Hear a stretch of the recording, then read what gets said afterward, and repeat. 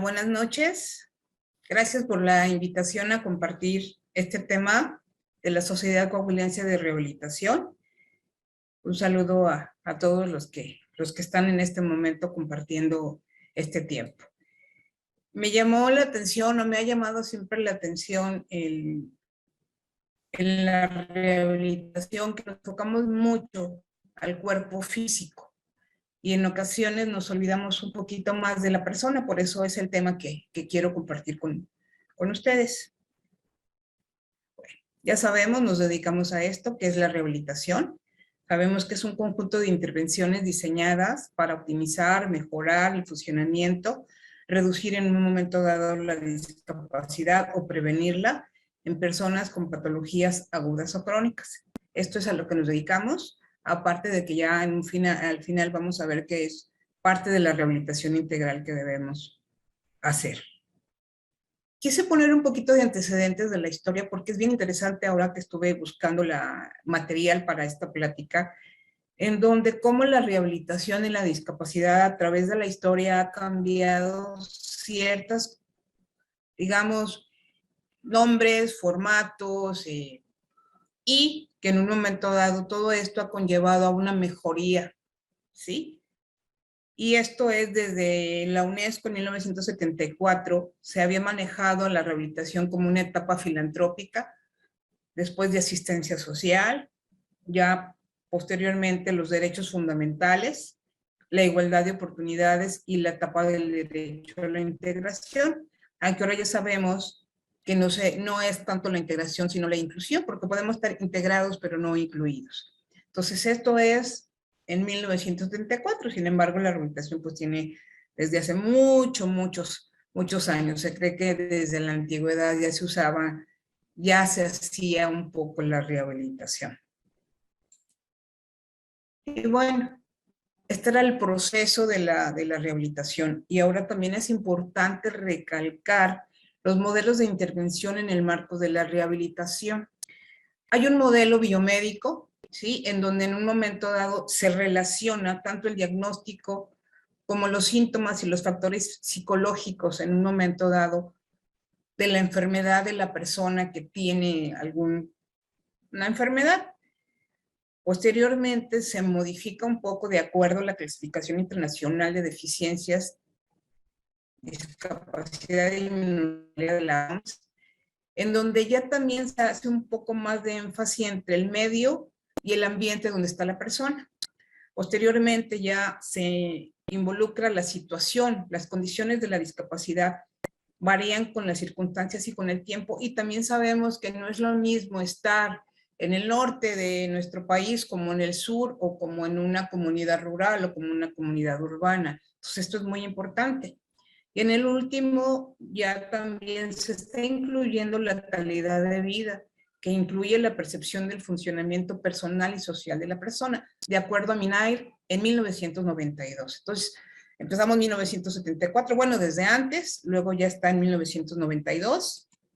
Posteriormente también ha habido una evolución del concepto de la discapacidad de acuerdo a de la Organización de los Estados Americanos en julio del 2001.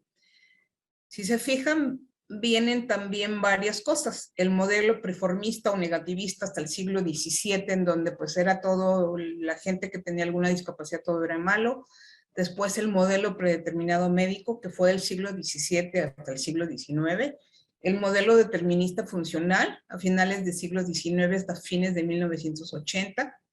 Ya un modelo interaccionista o estructuralista, que comienza a desarrollarse desde el concepto de la desventaja y enfatizarse a los factores ambientales. Y ya en el último evolución de este concepto es el modelo inclusivo de los derechos humanos en toda la persona.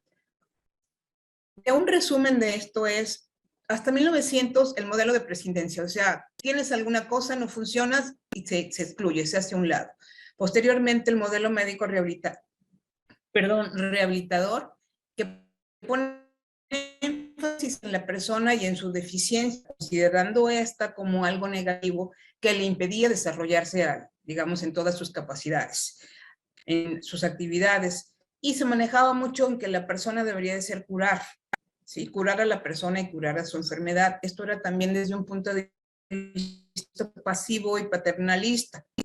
Y ya en lo último, me voy a extender yo, es el modelo de atención centrada en la persona, a través de una atención integral que se dirige a la consecución de mejoras en todos los ámbitos de la calidad de vida y el bienestar de la persona, con el respeto pleno a su dignidad y sus derechos, preferencias, y porque muchas veces quien de alguna manera toma las decisiones es también la familia. Bueno, ¿por qué es importante lo de ser? De acuerdo a los griegos anteriormente, al alma la consideraban el psique y al espíritu el neuma. Entonces existe una visión trinaria en donde estamos formados por un cuerpo, un espíritu y un alma. ¿Sí? El ser, aquí de alguna manera estamos viendo cuerpo, espíritu y alma. ¿Sí? Anteriormente se pensaba en el racionalismo en donde se comentaba que lo único que existía es lo que podía tocarse. O sea, si no se puede tocarse, no existe o no se ve. Pero también ya ahora es bien importante mencionar que detrás de una apariencia siempre hay una esencia. Bueno, entonces, existe el yo, ¿sí? La persona y el mundo en un momento dado. La persona va a tener dos tipos, digamos, de ser, un ser físico denso o un ser físico etérico o energético. Y también existe un mundo emocional y un mundo mental. Se habla también de una alma individual que cada persona tenemos y que de alguna manera en un conjunto vamos a formar el alma universal. Entonces esto es muy importante porque si se fijan estamos involucrados todos en este proceso. ¿Sí? Se comenta que del alma universal se va a formar lo que se llaman buddhi, que en el idioma sánscrito significa la razón, la mente o el carácter. Y aquí es bien importante, de la bibliografía que busqué, Alma y Espíritu en el Ser Humano, Reconoce tu verdadero ser, con Emilio Carrillo, son unos videos muy interesantes, un poco complejos para los que no estamos tan adentrados en ese mundo, digamos, metafísico, en donde dice que el espíritu que siendo uno está en cada uno, está en nosotros, está en mí. Se pone un ejemplo muy fácil, en donde dice, si estamos en un lugar, en un momento determinado, un grupo de personas, 2, 3 o más personas, estamos compartiendo un aire, ¿sí? Estamos respirando ese aire y en un momento dado yo estoy respirando ese aire, lo exhalo y las personas que están conmigo también van a estar respirando ese aire. Por eso dicen que el espíritu siendo uno está en cada uno, o sea, todos formamos parte de un todo, ¿sí? Entonces, el ser, recordemos, somos cuerpo, mente y espíritu. ¿Sí? Entonces, también tenemos un cuerpo físico. La rehabilitación nos enfocamos mucho en un cuerpo físico.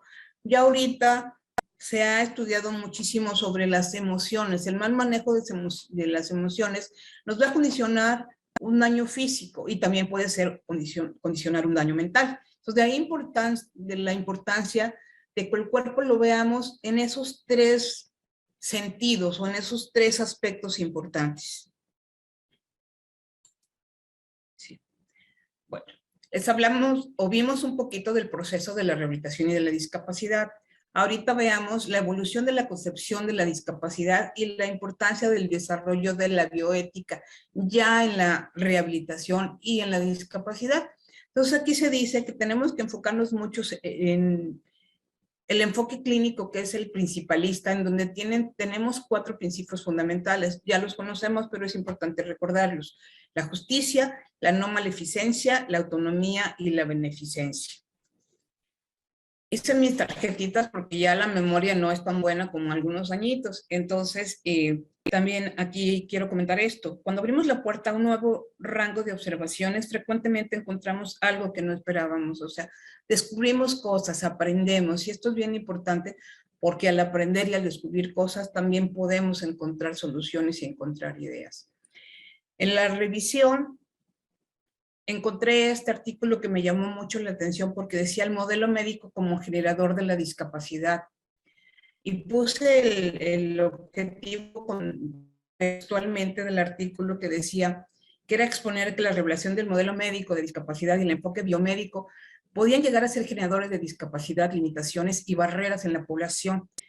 ¿Por qué es esto? Porque muchas veces no informamos adecuadamente a la gente o la gente se cree enferma cuando no está, su autoestima se deteriora, afecta su estado emocional, afecta al estado de la familia y la familia muchas veces no pregunta, se queda con lo que decimos y se queda con una parte de lo que escucha, ¿sí? Realmente, y entonces en ocasiones es como eso, te lo dije, lo entendí, me dijiste, no lo entendí, yo entendí qué, y se hace realmente como un teléfono descompuesto. Entonces, me llamó mucho la atención porque realmente a veces es lo que llega a suceder en la práctica médica con nuestros pacientes.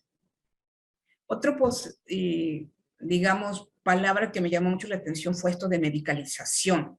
Se las voy a leer así porque es un proceso en el cual problemas que caen fuera del espectro médico se definen y se tratan como problemas médicos, es decir, usualmente se tratan con los conceptos de enfermedad y trastorno. También es una expresión de paternalismo en el ejercicio de la medicina, donde el diagnóstico determina la discriminación y no la sociedad misma. Esto tiene que ver mucho cuando damos un diagnóstico, estigmatizamos a la persona y nos pasa el señor del Guillain-Barré, el señor amputado, la señora de la parálisis facial. Entonces nos enfocamos mucho en un momento dado en la enfermedad y nos olvidamos un poco de la persona, o un mucho diría yo. Tenía que empezar un poco con todos estos conceptos para después ir aterrizando un poquito en el espíritu y en el ser. Y también mencionar algo. Como les mencionaba anteriormente, en la beneficencia, que es actuar en favor de otros. En la no maleficencia es no dañar intencionalmente, como aquella premisa de primo non nocere, primero no dañar, y la autonomía, el valor de la consideración, el juicio y la decisión está determinado por el actor principal de la rehabilitación, la persona. Me sorprendió mucho ver aquí, leer en todo el material, que en ocasiones a quien nos olvidamos completamente es a la persona, o sea, no tomamos el parecer de la persona, lo minimizamos, lo volvemos invisible, escuchamos al familiar, ya sea a la esposa, al hijo, a la abuela. Y entonces lo más importante es quién es la persona que estamos tratando, el paciente, que muchas veces le decimos paciente, pero no es porque tenga ya una enfermedad, sino que puede tener ya una secuela, que es lo que en un momento dado vamos a ayudarlos a rehabilitar a esa persona para que sea de alguna manera incluida en sus actividades familiares, educativas, laborales, sociales.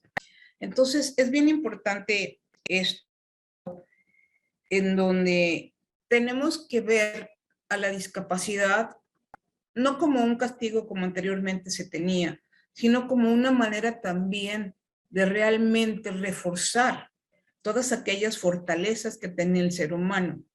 Entonces, de anteriormente se decía que había un modelo filosófico que era aprender de la adversidad. Esto se conoce como una actitud estoica o el estoicismo, que está desde 301 años antes de Cristo. Zenón de Sitio, cuyas enseñanzas se centraron en dotar a las personas de recursos y herramientas para enfrentarse a sus conflictos y problemas, ¿sí? Y también de que no creían en la casualidad, sino en la causalidad, que todavía toda causa había un efecto, que de alguna manera lo que yo hacía podía repercutir, ¿sí? Y Séneca, que fue una persona que también padeció de muchas cosas en sus tratados morales, fue consciente desde entonces del enorme potencial que cada ser humano puede desarrollar dentro de sí mismo, estrechamente relacionado con su capacidad de crecer emocionalmente. Entonces, imagínense qué interesante que ya estos filósofos antiguos ya habían visto todas las fortalezas y las herramientas que tenía el ser humano precisamente para afrontar lo que en un momento dado se podía decir como una adversidad. Bueno, posteriormente, de acuerdo con lo aprendido con Séneca, se empezó a manejar ya también el concepto de resiliencia. La resiliencia es la capacidad de aprovechar circunstancias adversas para madurar emocionalmente. Y yo diría que la resiliencia es aquellas herramientas que tiene cada persona para salir adelante y no darse por vencido. Sí, hay gente que tiene mayor resiliencia que otros, pero en un momento dado creo que todos tenemos el poder de la resiliencia, solo que a veces no sabemos cómo utilizar esas herramientas. Y aquí ya se empieza a manejar el concepto de espíritu. La resiliencia alude a la posibilidad de aprovechar según qué experiencias para conectar con nuestro espíritu de superación. Estos son textos de un artículo, así viene, no lo estoy poniendo yo en primera persona, pero así vienen los testimonios que dan estas gentes, en donde dicen que las peores experiencias, las más difíciles de afrontar, son precisamente las que más nos posibilitan evolucionar y madurar como seres humanos. Todo depende de cómo las veamos, como problemas o con los que quejarnos y victimizarnos, o como oportunidades de superación y aprendizaje. Y dice Alex Rovira que los seres humanos tenemos un peculiar rasgo en común: tendemos a olvidar lo que deberíamos recordar y a ser víctimas y esclavos de esa negligencia. Y sí es cierto, a veces recordamos lo malo y olvidamos lo bueno. Y de repente, pues estamos, cómo sufro y nadie me comprende y cuánto sufro. Entonces, esto es bien importante. Y bueno, ¿qué es exactamente lo que cambia cuando una persona cambia? Pues es cambiar el paradigma, ¿sí? En un momento dado esta palabra se utiliza mucho, pero en ocasiones no es tan fácil de entender. Entonces a mí se me hace más fácil que lo podamos explicar a la gente, que es cuando nuestra mente, cuando de repente, ¡pac!, algo pasa, ese clic en nuestro cerebro y en donde, o el ese que decimos, oye, ya para, ahora sí, como se dice vulgarmente, para de sufrir y vamos a hacer esto. Entonces es aquí cuando realmente cambiamos el paradigma, es como le llaman el despertar de la conciencia, y esto en un momento dado nos va a permitir vivir una nueva comprensión, recuperando el contacto con nuestra esencia. O sea, más allá de cómo sufro, es, esto me pasó, pero también, ¿qué voy a hacer con esto que me pasó? Si no, ¿qué aprendizaje me va a dar esto que estoy viviendo en este momento? ¿Sí? Y entonces, en un momento dado, aquí también tendríamos que hacer una evaluación de la persona. ¿Sí? ¿Quién soy? ¿Cuál es mi ser físico, psicológico y espiritual? ¿Cuál es mi medio y mi entorno? ¿En qué forma estoy ubicado e integrado en los lugares y con otras personas? ¿Quién quiero ser? ¿Qué actividades van a facilitar el logro de mis objetivos personales, mis aspiraciones y deseos? ¿Qué hago? ¿Cómo me entretengo? ¿Cómo crezco? Yo me quedo mucho con quiero ser. Y aquí pareciera que la gente, si no tiene un título, si no estudia mucho, es ¿qué quiere ser en la vida? Todos, desde el momento que nacemos, somos alguien importante, ¿sí? Y entonces desde ahí está el gran problema, que creo que nos importa más el tener que el hacer, y nos enseñan menos a hacer, a sentir, a disfrutar.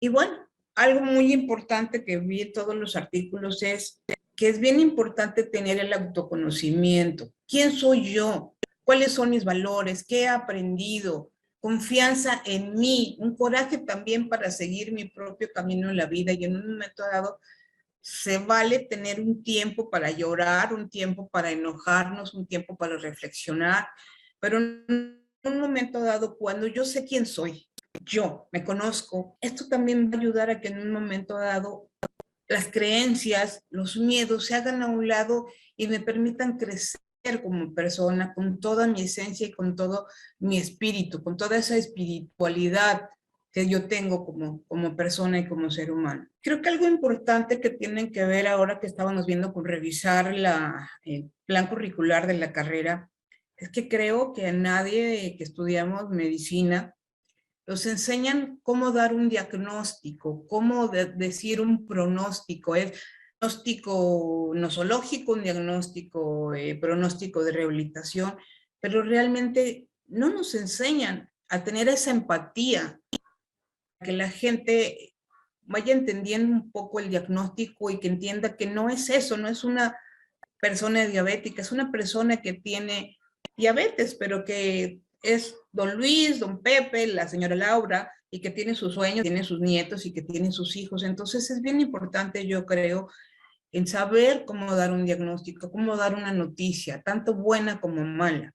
Creo que muchas veces en un momento dado nos quedamos más o escuchamos más las cuestiones negativas que las positivas, y creo que eso es también en donde tenemos que cambiar muchos los otros conceptos.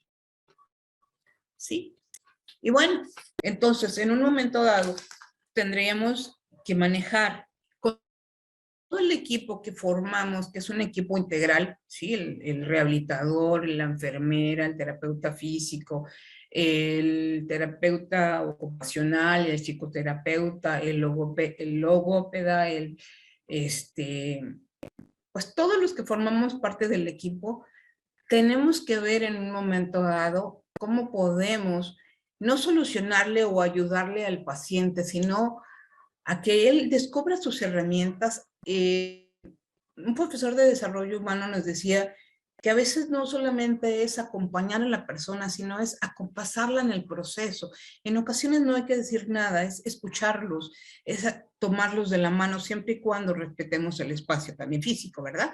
Y en un momento dado saber que estamos ahí, darles un poquito de tiempo, de los minutos de una consulta, es estar, preguntarle si tiene alguna duda, si quedó todo claro, y en un momento dado, en ocasiones, también es darles oportunidad de su duelo de, ¿cómo se podría decirlo? Poco a poquito, o sea, tenemos que ya no, espérese, ya no va a tener solución, no pasa nada, entonces no lo dejamos que en un momento dado externen sus emociones, y en ocasiones lo que el paciente o lo que la persona desea es ser escuchada. A mí me han llegado a decir muchos pacientes, y no es porque sea una buenona de la rehabilitación, una buenaza, sino es porque me dicen, es que sabe que nadie me había escuchado, sin interrumpirla y sin juzgarla, sin hacer juicios. Entonces eso es muy, muy importante. Y este artículo también se me hizo muy interesante porque yo les estaba comentando de lo de la atención centrada en la persona. Y aquí lo manejan igual, la atención centrada en el paciente. A mí me gustaría más en la persona, porque no todos son pacientes. Hay personas que están viviendo una secuela de un accidente, pero no están enfermos. Entonces, aquí lo manejan. Me gustó mucho este cuadrito, lo puse tal como viene del artículo. No es un artículo o sea, es un artículo reciente, en donde precisamente ponen al paciente como persona desde la perspectiva biopsicosocial, en donde junto con todo el equipo inter y multidisciplinario van a tener una alianza terapéutica. Esto es para que también haya una adhesión a su tratamiento y no deserten, porque mucha gente deserta. Y de alguna manera es también darle a ese paciente el poder y la responsabilidad que él tiene sobre sí mismo.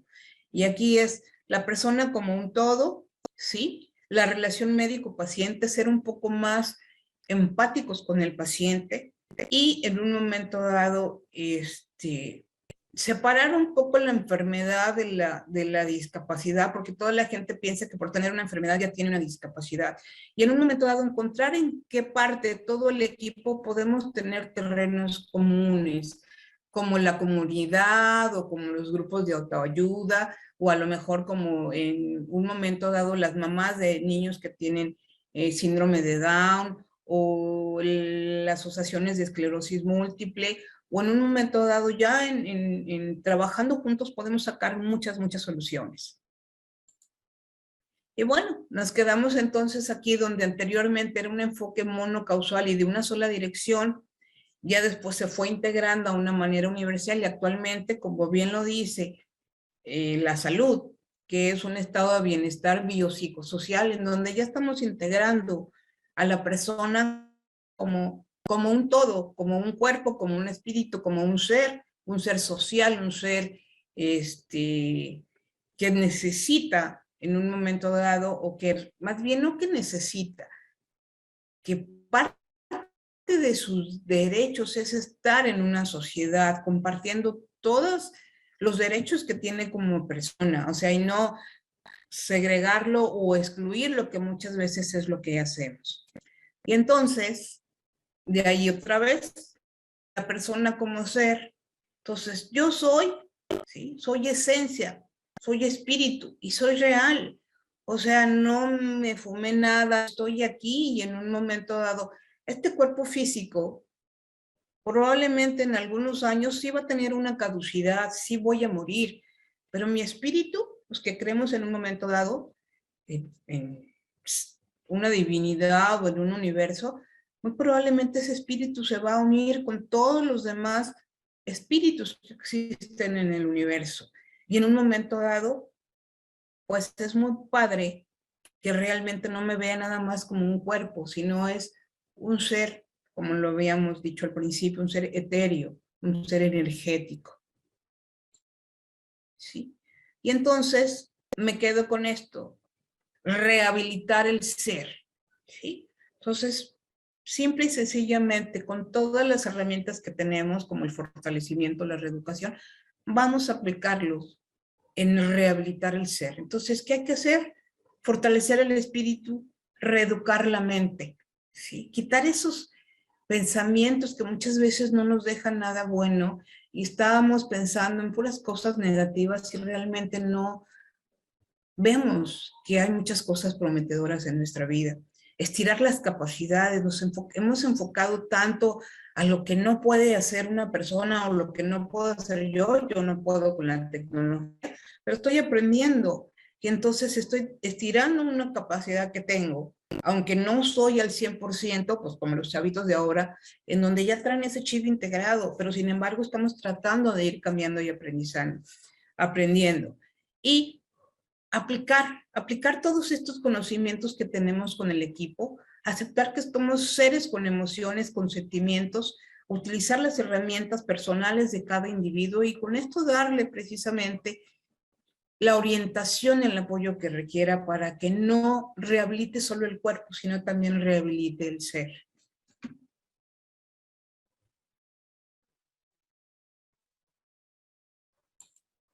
Bueno, aquí hay un ejemplo. En el anteriormente, los que tenemos la oportunidad de conocer a Jorge Font, sí, yo en mi vida he esquiado, no creo que puedo, ni siquiera sé nadar.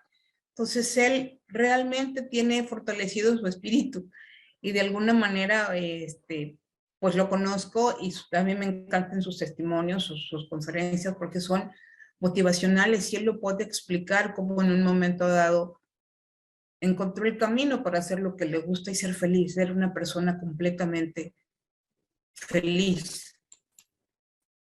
No que antes no lo fuera, pero de alguna manera su discapacidad no le impidió continuar ser feliz. Otro ejemplo, en donde la adversidad que está desde que fue un pequeñito, pues Nick, que también es una persona que tiene un espíritu enorme, ¿sí?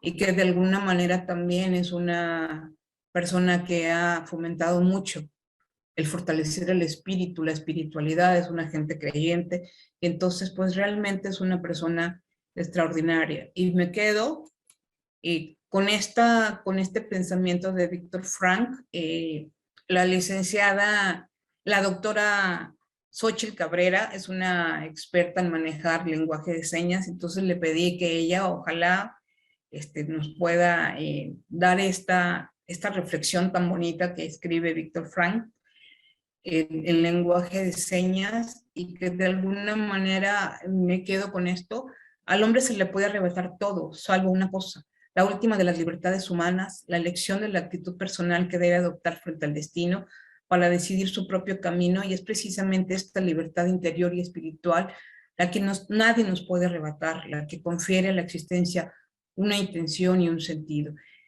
Creo que con las nuevas generaciones tenemos mucho que aprender de ellos, tenemos mucho que compartir con ellos de las experiencias. Ya ha cambiado, no soy la misma persona que terminó la especialidad hace 30 años ahorita, porque he aprendido de la empatía, he aprendido del sufrimiento del otro y Hay una frase que me encantó en todo lo que vi, pero es más o menos así, decir que la persona la aceptemos, la reconozcamos como es y no como lo que quisiéramos que fuera. Entonces me quedo con esto. Aquí está ya. Es indispensable acompañar a quien la persona ya es, no a quien creemos que sea. Es de un artículo que se llama El espíritu sin discapacidad de Cristina Morales. Yo les agradezco su tiempo, espero que haya compartido la idea de rehabilitar al ser. Les dejé muchas inquietudes, a mí me ha dejado seguir